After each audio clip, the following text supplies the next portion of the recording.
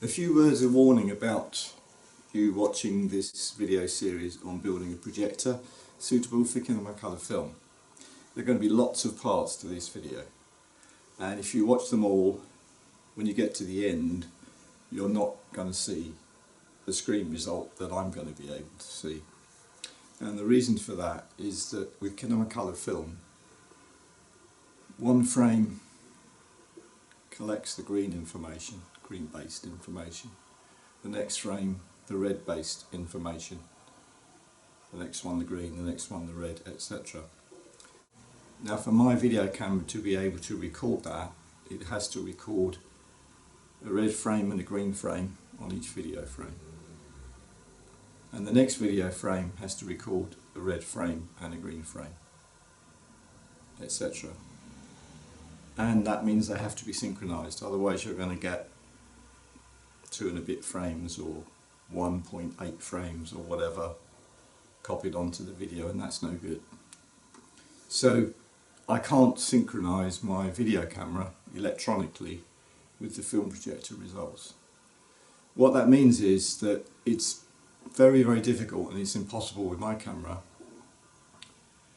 to actually reproduce on video what I'll be seeing on the film projection screen. So just a warning, don't know quite what we will see, that's assuming that the projector works properly, but just to let you know that you may not ever see the full Kinemacolor result even if I manage to achieve it. Having said that, if you're interested in projector mechanics, if you're interested in visual perception, how I'll overcome some of the problems that will no doubt arise as we move on with this project, then I'm sure you'll find the videos interesting. And I hope you stay to the end. I started to mount the mechanism on there. Just a couple of bolts to start with, but waiting for some wing nuts for the other side. Make it easy to disassemble and reassemble when necessary. The motor's in there now, you might be able to hear it humming because it's switched on. And I've put a piece of string around the pulleys just to get an idea of what might happen.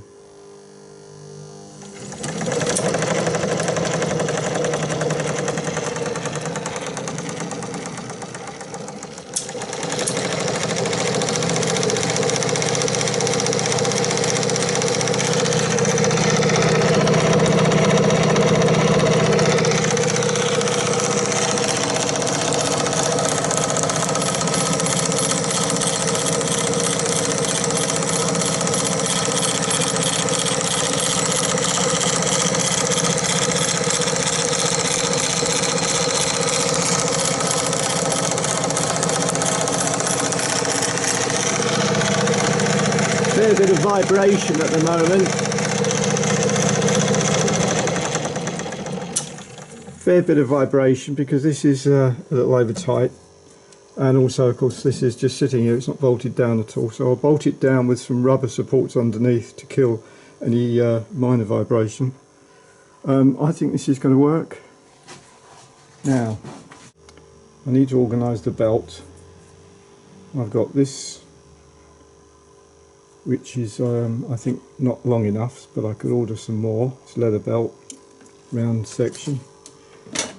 And I've got this, which is a little thinner, but I do have enough to do the job. And I'm thinking that I might put this on and just see what happens. Now on the motor, the pulleys are actually for a V-belt, the way they're shaped. And up here on the mechanism, it's more for a round belt. So I think we'll see what happens with the round belt. If we get the tension right, should be okay.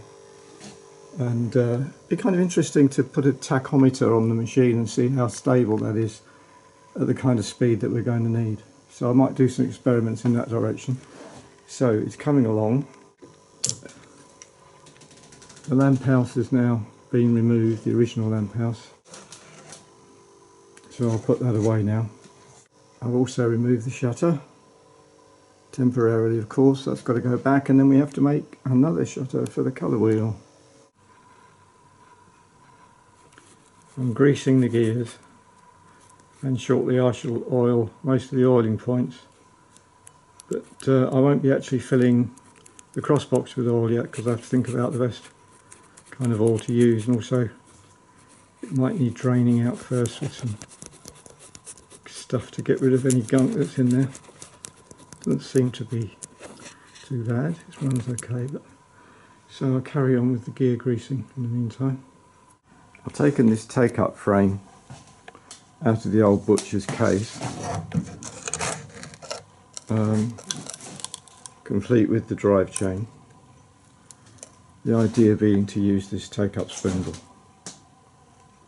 However, with the whole frame in place, well, first of all, it's very ungainly, whichever way I use it, but also it doesn't leave enough room for the size of lamppost that I need. So, obviously it can only go in that position because of the length of the chain. I could probably source a longer chain and have the whole unit fixed to the back of the box, down here somewhere.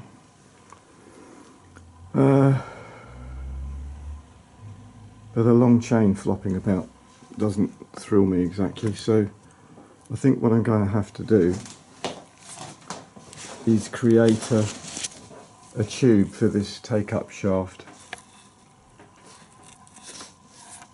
so that I can do away with the frame and just use the basic take-up shaft, which is a nice arrangement with a clutch pad and spring. So as the spool puts on more tension to the film, as the film accumulates on it, then the clutch just comes into play and makes sure the film doesn't get ripped. Conventional sort of take-up system, and the clutch slippage, after a bit of persuasion, is working. That will need some work to make it efficient, but I think that's what I'm going to try and do. So just make a tube, find a tube, cut it to length that will take the shaft, so I can do away with the cast iron frame. So that's a bit of a job, but I'll get on with that now. Chain driven, obviously, from the main gears there. This is a bike chain type, but it isn't a standard bike chain, so I'm hoping it'll be some standard size chain that I can buy a longer length of. That's the plan at the moment, otherwise it's going to get a bit awkward in terms of the take-up, but there will be a solution.